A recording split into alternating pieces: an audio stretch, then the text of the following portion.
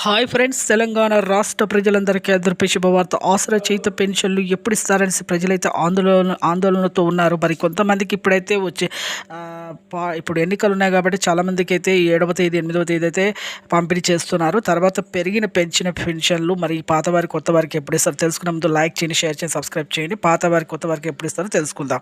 చాలామందికి అయితే ఇప్పుడు పాతవారికి, వృద్ధులకి, వితంతులకు, ఒంటరి మహిళలకు 4,000, వికలాంగులకు 6,000 సదరం సర్టిఫికేట్ చూపించాలి ఒరిజినల్. అలాగే ఇప్పుడు 44 లక్షల మందికి పాత వారికి అయితే ఇవ్వడం జరుగుతుంది. అలాగే కొత్త వారికి కూడా 24 లక్షల మందికి ఇవ్వడం జరుగుతుంది. అలాగే ప్రతి ఒక్కరికి కూడా 2 నెలల డబ్బులు ఇస్తాము, ఇప్పుడు పంపిణీ చేస్తాము అని చెప్పిన మొత్తం 69 లక్షల మందికి అయితే ఇస్తున్నారంటే మరి ప్రతి ఒక్కరికి కూడా ఈ ఆసరా చేయుత పెన్షన్లకు తెల్ల రేషన్ కార్డ్స్ కానీ, ఇలా మీకు ఏదైనా బీడీ కార్మికులు ఉంటే వాళ్ళ ఎక్స్పీరియన్స్ 2 ఇయర్స్ కానీ, ప్రతి ఒక్కరికి కూడా హెచ్ఐవి బాధితులకు కానీ, వికలాంగుల ఒంటరి సర్టిఫికేట్ కానీ, ఇవన్నీ కూడా మీకు మీరు అన్నీ చూపించాలంటే చూపిస్తేనే మీ కొత్తవారి పాతవారికి 2 నెలల పింఛన్ అయితే ఇస్తామని గ్యారెంటీగా అయితే చెప్పడం జరిగింది.